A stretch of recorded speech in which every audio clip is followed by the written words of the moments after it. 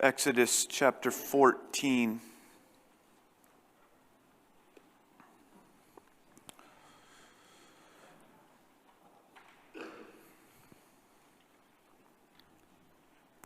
So what we'll do this morning as we continue the series, Portraits of Christ, is I want to walk our way through a very, very familiar event in the history of redemption, where God parts the Red Sea and brings his people through the Red Sea on dry ground. We will look at it from the angle of the title of the sermon, Jesus and the Red Sea, because we are endeavoring as we work our way through the scriptures to sketch out a biblically accurate portrait of Christ as we work our way from Old Testament to New. I have felt as though I'm leaving a lot of meat on the bone, as it were, because we have a date coming, October 1, where we will launch a church in Amberg. And when we launch that, we need to start 1 Peter at the same time, so we'll start 1 Peter together. If that date wasn't out there, I would turn Portraits of Christ into about a 3-year long series. So what I've said to myself is, Lord willing, in the next decade or two, I'll revisit Portraits of Christ and do it again, because by then I'll have forgotten everything I had said, and so will you, and then perhaps do it a little bit more in depth. But for today, we're going to fly our way quickly through Exodus 14, and then we are going to get on the other side of it, look back on the event, and ask ourselves these questions. Number 1, what did God do? Number 2, why did God do it? Number 3, how did God do it? And number 4, what should we do in light of what he has done?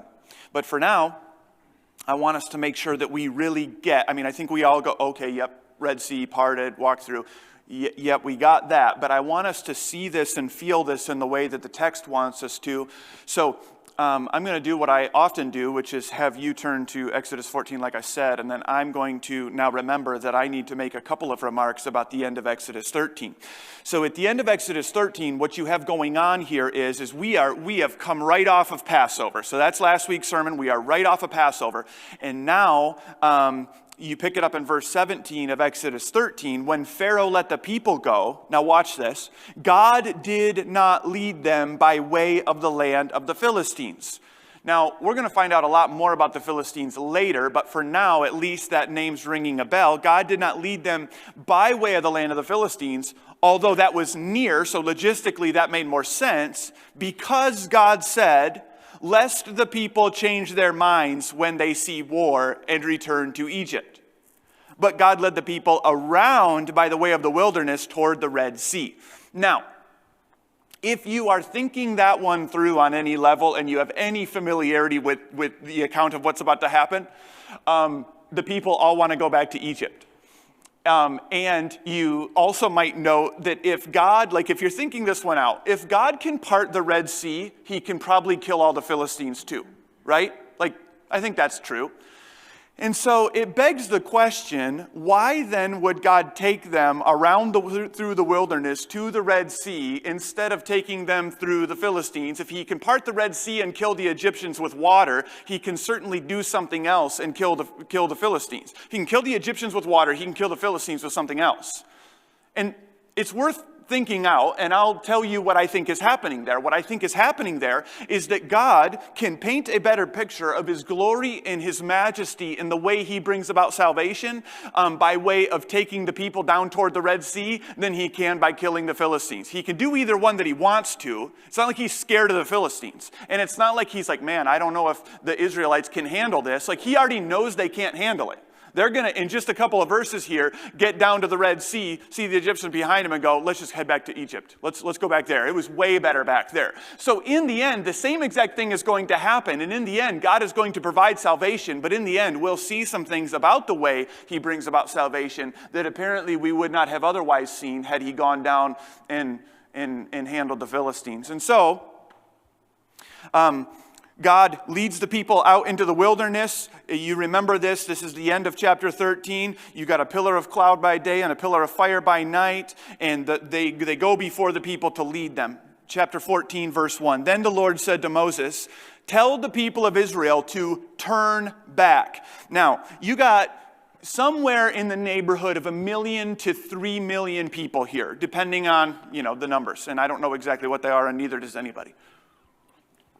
But you're not exactly, floating around in a canoe that you can easily turn around and head back. I mean, this is a gigantic crowd of people, and the last thing you want to do is tell them, hey, let's go back over there. They're like, we already were there, right, we're going to go back. But this is where it goes. So God says, tell them to turn around and to go back and encamp in front of Pi-haroth between Migdol and the sea in front of Baal-zephon.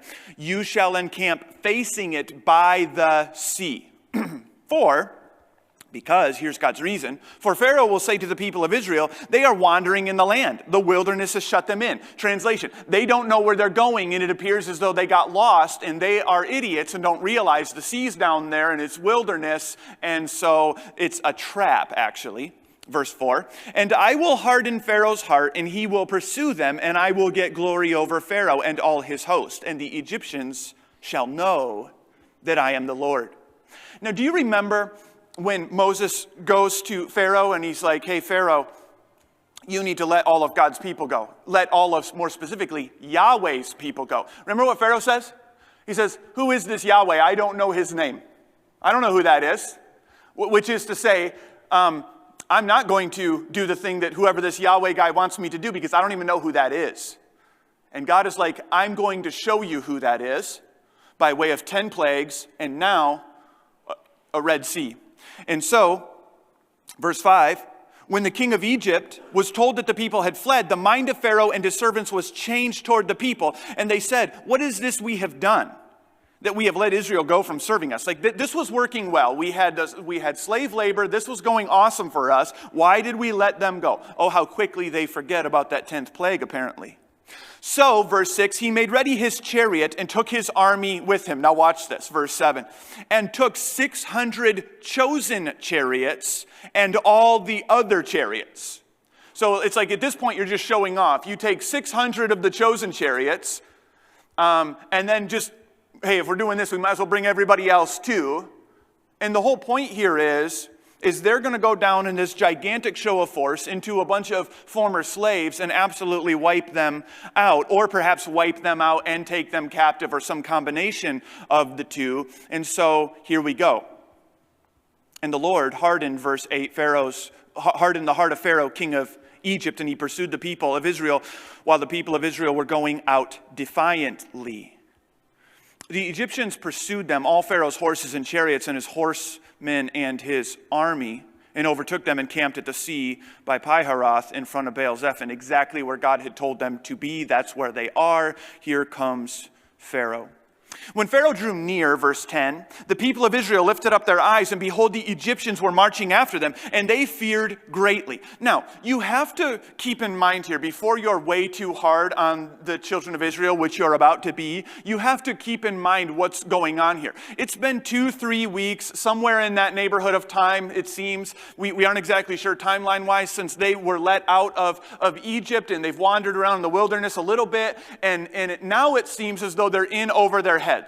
It seems as though they're in over their heads. They have the Red Sea in front of them, this marshland of water, and so they can't go across it. And then behind them, here comes the largest fighting and most powerful fighting force in the world at the time. 600 chariots plus all the other chariots. So those are like army tanks, right?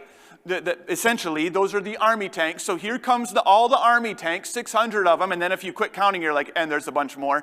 And then all of Pharaoh's elite fighting men, and here they come, and they're not coming to hey guys, we forgot to say bye. That's not why they're coming. And so, the people of Israel cry out to the Lord. Verse 11, they said to Moses, is it because? Now, I just love a little bit of sarcasm in the midst of we're about to die. So you're about to die, you might as well throw some sarcasm. So here we go. Is it because there are no graves in Egypt that you have taken us away to die in the wilderness? It's an excellent question, very timely. What have you done to us in bringing us out of Egypt? Watch. Is not this what we said to you in Egypt? Leave us alone that we may serve the Egyptians, for it would have been better for us to serve the Egyptians than to die in the wilderness. Now, that is actually not what they said to Moses while they were in Egypt. What they said to Moses while they were in Egypt is, this is awful, get us out of here. That's what they actually said. But now, a couple weeks have passed by, and things have changed, and they're remembering this quite differently. Verse 13, and Moses said to the people, here's a great line for you, fear not, stand firm, and see the salvation of the Lord. Fear not, stand firm, and see the salvation of the Lord, which he will work for you today. For the Egyptians whom you see today, you shall never see again. The Lord will fight for you. The Lord, Yahweh, will fight for you, and you have only to be silent. A brief word about that line, stand firm. It seems to me as though in the context here, what you have going on with the people of Israel is they're speaking to Moses, and the temptation, I think, for them, now I think this is true, but I think it's true from the text, the temptation for them is to give into the temptation to run back over to the Egyptians, plead for mercy, and basically say, instead of killing us, just take us back and put us in slavery.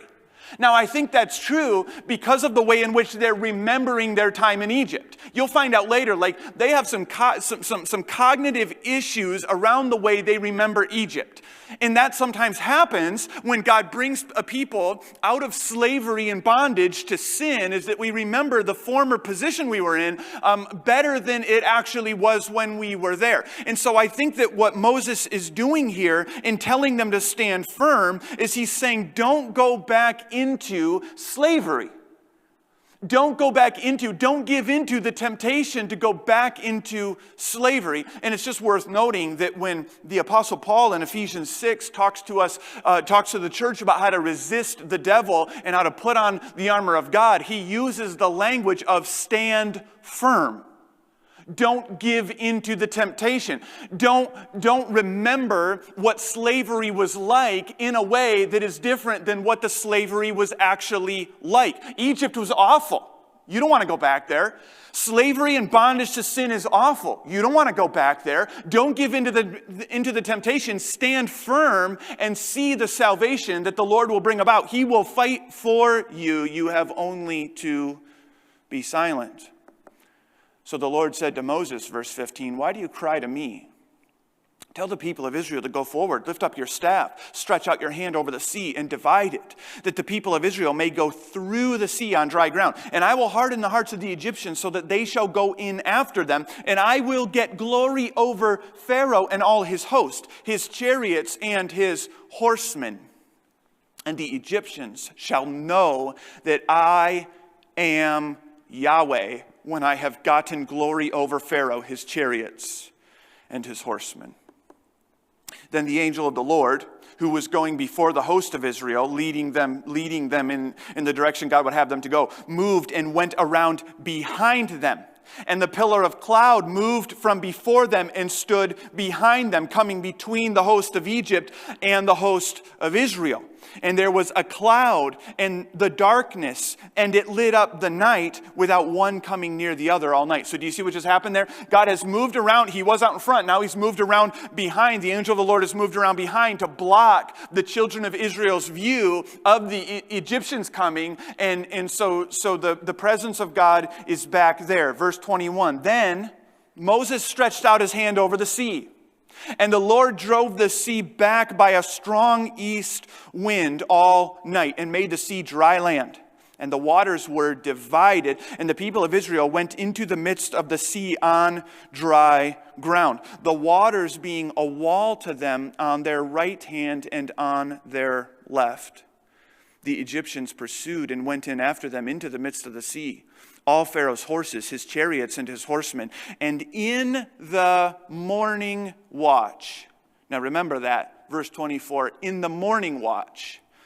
In other words, when the sun begins to rise in the morning, the Lord in the pillar of fire and of cloud looked down on the Egyptian forces and threw them into a panic, clogging their chariot wheels so that they drove heavily. And the Egyptians said, Let us flee from before Israel, for the Lord Yahweh fights for them against us. Then the Lord said to Moses, stretch out your hand over the sea, that the water may come back upon the Egyptians, upon their chariots, and upon their horsemen. So Moses stretched out his hand over the sea, and the sea returned to its normal course when the morning appeared. And as the Egyptians fled into it, the Lord threw the Egyptians into the midst of the sea. The waters returned and covered the chariots and the horsemen of all the hosts of Pharaoh that had followed them into the sea. Not one of them remained, but the people of Israel walked on dry ground through the sea, the waters being a wall to them on their right hand and on their left. Thus the Lord saved Israel that day from the hand of the Egyptians. And Israel saw the Egyptians dead on the seashore. Israel saw the great power that the Lord used against the Egyptians. So the people feared the Lord, and they believed in the Lord and his servant Moses.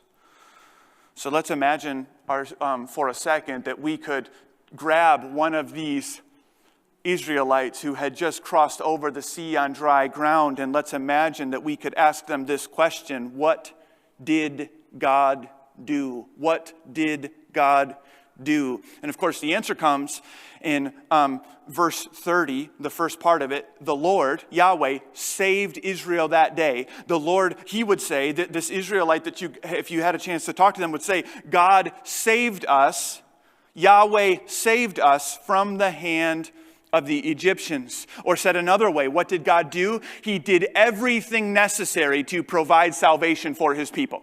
He, Yahweh, did everything necessary to provide salvation for his people. Now, perhaps if you've been in church circles for any amount of time, somebody has undoubtedly probably asked you the question, are you saved? Are you saved? And if we were to ask that question to one of these Israelites as they had crossed over the Red Sea, are you saved? They would, of course, say, well, of course I'm saved. Of course I am saved.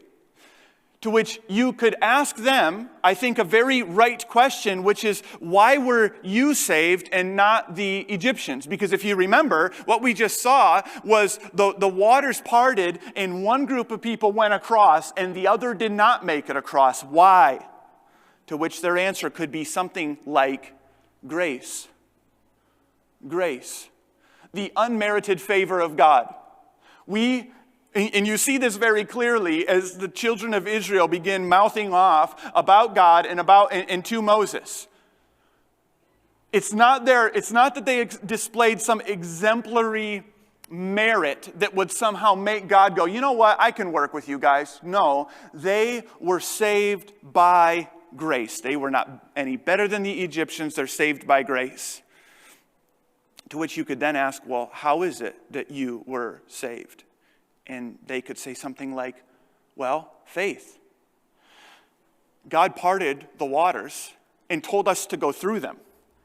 And we had to believe God that we could go through them, because if we did not go through them, we were going to die by the Egyptians. Well, but couldn't God have killed you with the water? Well, apparently he could have. We just believed that he wouldn't. And we believed that he wouldn't because we walked across on dry ground by faith. And then they might say, and it wasn't even our own doing. Because we started to complain, and then Moses said, stand still and witness the salvation of the Lord, because he will fight for us. So we're saved by grace, through faith. It's not our own doing. In fact, it seems as though the reason it's not our own doing is because of the fact that God wanted us to come through the waters of wrath and judgment on dry ground, so that when we got to the other side, none of us would be able to boast. So are you saved? Well, if you are, you know how you are? Grace, through faith. And it certainly was not your own doing. Why? So that no truly blood-bought son or daughter of God can boast. That's why. And if that sounds like the Apostle Paul in Ephesians 2, it's because I stole it from him. Ephesians 2, verses 8 and 9, you can go read them. Which begs the question then, if you are saved, you're saved by grace through faith in Christ. It wasn't your own doing. He did it all so that no one can boast. And I've heard people remark about how weird it is to ask the question, are you saved? I don't think it's weird at all if you actually understand the Bible. Because a far greater problem than 600 chariots plus all the rest of them coming down upon us is death, sin, and hell descending the hill to come and kill us. We have a way bigger problem than the Egyptian army. Actually, an even bigger problem than all of that is the fact that God's wrath hangs over us. Not very popular doctrine, but it hangs over us because we're not good. We need to be saved primarily from the wrath of God and secondarily from all of the outworkings of sin that have come into the world. We need to be saved. So it is a very appropriate question to ask, are you saved? Have you been saved? So have you been saved? Number two. So number one, what did God do? Number two, why did God do it? Well, if you read the account, you absolutely cannot escape that he did it for glory. More specifically than that, his glory. His glory. God saves his people for his glory. For his glory. Chapter 14 and verse 4, I will get glory. Verse 17, I will get glory. Verse 18, I have gotten glory. In a moment, I'm going to show you that from Psalm 106, even more specifically. But he did it for his glory. He did it for glory over Pharaoh. Pharaoh thinks that he's God. Pharaoh thinks he can take God's people, specifically God's sons, and fling them off into the water and kill them, and that there will be no answer from God about it. Pharaoh thinks that he's God. God demonstrates glory over Pharaoh. Not only over Pharaoh, but God demonstrates glory over Pharaoh's gods. When was it? Do you recall? I noted it. When was it that the waters came back upon the Egyptians and God threw them into the waters and flung them into all sorts of despair? It was in the morning when the sun was rising. Do you know that one of the primary gods in Egypt, amongst a couple thousand, is the sun god Ra? And it seems as though God waits until the sun rises in the morning. He could have done it any time he wanted, but it seems as though he waits until the morning to demonstrate that Ra cannot save. In fact, all that these so-called Egyptian gods could do is sit and be silent. Ra can't save. And so God demonstrates his glory over Pharaoh and over Pharaoh's gods. Psalm 106, which I think is going to come up on the screen, Psalm 106 and verse 7, because I want you to see I'm not making this up. Here's the psalmist's commentary on the crossing of the Red Sea. Psalm 106, verse 7. Our fathers, when they were in Egypt, did not consider your God's wondrous works. So they're not in Egypt having a Bible study and being awesome. They did not remember the abundance of your steadfast love, but rebelled by the sea at the Red Sea. They didn't remember all of God's wonder-working provision in the first 9 plagues and then the 10th one, and God providing a means of salvation through the Passover lamb so that they could not die but rather live and be brought out of Egypt. And so they get down to the Red Sea and they immediately throw off all faith in God whatsoever. They rebel, they forget. Verse 8, yet he saved them for his name. For his name. God brings about the salvation of his people for his name. God is not bringing about the salvation of his people because they were really faithful and awesome in persevering down by the Red Sea. That is not why. God saves for his name. Said another way, God saves because he's awesome, not because we are. And if you get that backwards,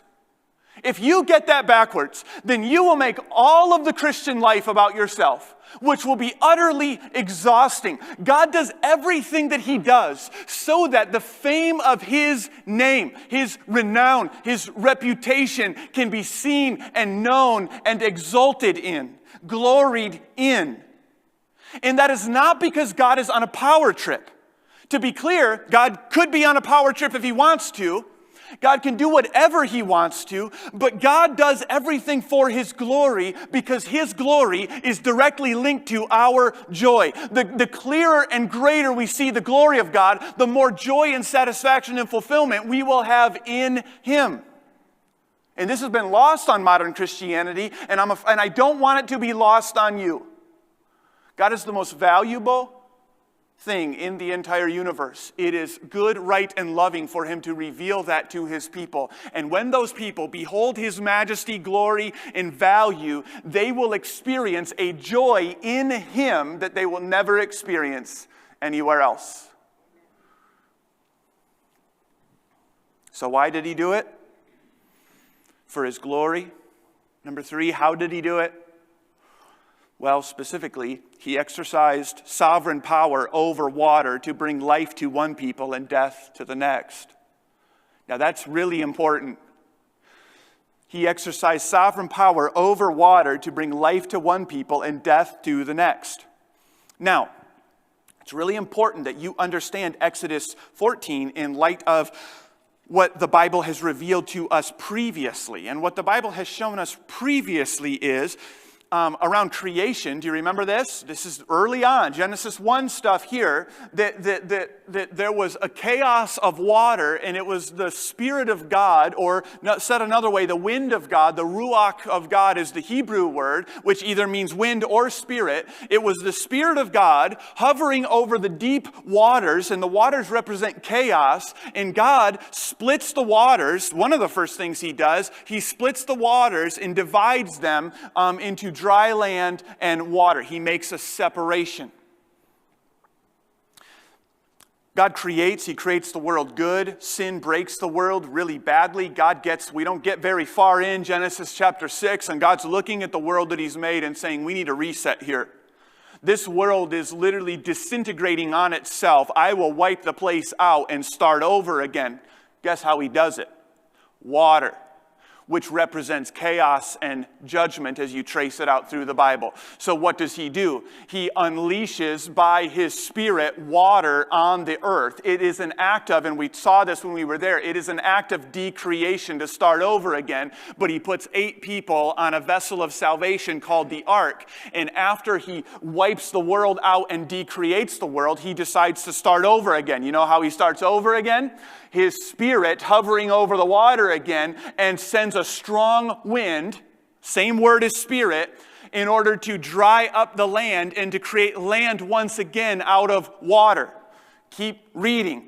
Exodus 14, what happens? God, again, takes an east wind, a wind, same word as Spirit. He divides the water so that one people can go through the water on dry ground. He makes, once again, a separation of dry land out of water. One people go through the water of God's judgment on dry ground. The next people fall under the waters of God's judgment and drown and die. Now that's really important, and it's really important because that day, and what he did on that day, namely exercising sovereign power over water to bring life to one people and death to the next, that day points forward to another day. It's very interesting that in Mark chapter 10 and verse 38, when Jesus refers to the cross, he's talking about the cross in rather cryptic language, and what I mean by cryptic language is he's talking about the cross in terms of baptism. He says to his disciples, you have no idea the baptism that I am about to be baptized in. And that's really weird language taken just by itself all alone in Mark 10:38. But when you understand God's use of water previously, and you understand the way in which water points to judgment, namely and most principally at the flood, certainly Exodus 14, back in Genesis 1, the chaos of it all, when you understand that, then it starts to make a lot more sense that Jesus would refer to the suffering and death of the cross, the judgment of the cross, as a baptism, as a going under the water of sorts. And so I think you could actually say it like this. Here's the gospel according to Exodus 14. Jesus would walk out into the sea on dry ground, only to then have the flood of death crash down upon his head. Wave after wave of judgment from God would overwhelm him, so that by faith, wave after wave of blessing could overwhelm us. In short, he drowns under the torrent of God's judgment so that we don't have to. Do you know that? Do you know that what God should have done is just marched every single human being ever in the history of the world out into the middle of the Red Sea and then crashed the waves of his wrath and justice down upon their heads? That's what everybody deserves. You and I do not deserve to be able to come through those waters on dry ground unscathed. We do not deserve it. There's only one who does. And the greatest news in all the world is that the one person in all the world who deserves to walk through the waters of God's wrath on dry ground unscathed instead walks out into the middle of them and then says, Father, do what you must do for the salvation of our people.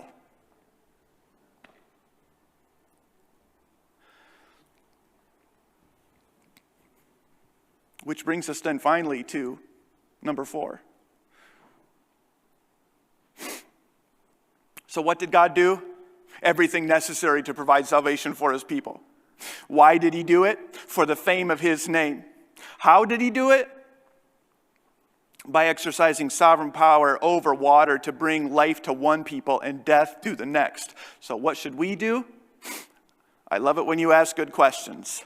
What should we do? Turn your attention with me back to Exodus 14 and verse 31. What should we do? Israel saw the great power that the Lord used against the Egyptians. It begs the question, have you seen God's great power leveraged against your enemies? So the people feared the Lord, feared the name of the Lord.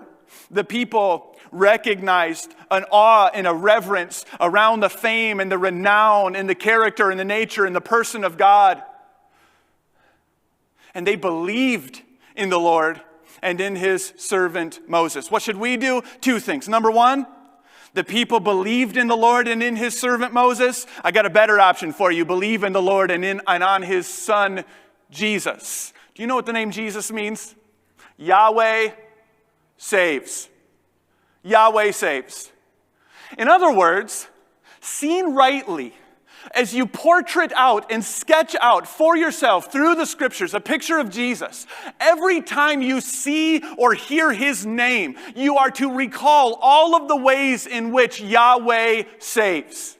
All of the ways in which Yahweh demonstrates himself to be, Exodus 15 in verse 3, a man of war. All of the ways in which Yahweh has used his great power for the redemption of his people. All of the ways in which Yahweh has lavished grace upon the undeserving. All of the ways in which Yahweh has saved a people who otherwise have no chance of saving themselves. All of the ways in which Yahweh has redeemed a people who are undeserving, purchased them by his blood. All of those ways are all caught up in the name Jesus, Yahweh saves, because all of those ways of salvation ultimately point to the way of salvation. And upon reflection of the finished work of Jesus Christ on the cross and a victorious resurrection 3 days later, we are to look at him, believe on the Father, and entrust ourselves to his Son, Jesus. That's what we should do, number 1. Number 2, let me see if you can figure out number 2. Chapter 15 and verse 1. Then Moses and the people of Israel. What's that word? Interesting. sang this song to the Lord, saying, I will, what's that word? So what do you think the second thing is that the people of God should do upon reflecting on his great salvation? We ought to sing. Now, have you ever thought about how weird that is? Like, that's weird. Some of you are like new here and you're like, can I just, the singing thing is so weird. Like, why do you Christians sing? I'll go to a Bon Jovi concert and sing, right? I'll sing along to the radio in the car. But like, singing is so weird on one level and so perfectly appropriate on the other. Like, what else are you going to do? You have the world's greatest fighting force behind you, the Red Sea in front of you. You complain. God tells Moses to lift up his hand. He does. Pillar of cloud comes behind you to throw a smoke screen so the enemy can't see you. God sends a wind, parts the sea. The sea becomes dry ground. You walk through it with a wall of water on this side and a wall of water on that side. You come through the other side alive and well. Turn around. The Egyptians come after you. You say to yourself, this could be a problem. And then all of a sudden those waters come back down upon them, and then your greatest enemy washes up on the beach dead. And God did all of it. What do? You sing. You sing. You sing. What do you do when death, hell, the grave, and all of your sin have pursued you to kill you? And you have come up against the awareness of the fact that you cannot escape from what you have gotten yourself into. And under the sovereign mercy of grace and grace of God, he draws your attention to the beauty of his name. Jesus, the second member of the Trinity who takes on flesh, comes down into the world, lives the life that you could not have lived, died the death that you absolutely deserve to die, rolls out of the grave 3 days later, and then says, come and participate in my victory. All that I have is yours. And so you stop running headlong into your sins, stop running from the wrath of God, and realize that the only escape is to run to God, who has become your salvation. And it is in that moment of faith that you realize that all the things you deserve will never catch up to you. It is in that moment that you realize that all of the wrath and the judgment that you could possibly merit, which is all of it, will never fall upon your head. It is in that moment that you realize that even death itself cannot snatch you away. What do? You sing. Like, that's one of the things you do. You sing. So here's Moses. Gets across, right? Grabs a rock, I don't know, and like writes just one of the more epic worship songs of all time. I will sing to the Lord because he has triumphed gloriously. Of course, he not knowing that a greater triumph would come, that triumph pointed forward to a greater one. The horse and his rider he has flung out into the sea. Later, the prophet Micah will tell us that the Lord will take all of our transgressions and fling them into the depths of the ocean, where he will remember them no more. The Lord is my strength, and that's good because I don't have any. He is my song, like he is my song, and he has become my salvation. This is my God. I will praise him, my father's God, and I will exalt him. The Lord is a man of war. Yahweh is his name. So we sing because of what God has done, and we sing because of what God will do. Do you know that God is not done leveraging his strength for you? Do you know that you don't have any? Do you know that God is not done fighting battles for you? Do you know that God is still a man of war who goes to war on your behalf and fights and wins for you? And do you know that the only appropriate response to that is to sing praises to his name, lay down our lives, lift up his name with our lips? That's it. We lay down our lives. Later on in the song, we've been purchased, we've been redeemed, we've been bought out of slavery. Bought out of slavery. Like, we deserve to be in Egypt dying. He has bought us out. and brought us out and purchased us by the blood of his Son. We lay down our lives looking to him by faith, and we lift up our voices in song. Father, we praise you for this great salvation that you have accomplished for us. Father, we confess. I do pray that all of these men and women in here would confess this along with me. We do not deserve your salvation. We have not done anything to merit it. We could in no way contribute to your salvation of us. There is nothing that we have done to make you move toward us in salvation. You've done it freely by sovereign grace. And Father, there is salvation in no other name. Father, would you cause that by your Spirit through your preached word to fall so true on every heart in here, that realization. We cannot find salvation anywhere else. So God, would you by your Spirit draw men and women who have not yet trusted in Christ, draw them to yourself right now. God, have them throw off any hope of saving themselves and have them look to Jesus, who is a Savior sufficient to bring them through the water of your wrath and out the other side of alive. And God, now would we, as your blood-bought people, both now and next Sunday and the Sunday after that, and all the days in between, rolling up into all of eternity, lift our voices and lay down our lives for the beauty of your name. It's in that name we pray. And the church said,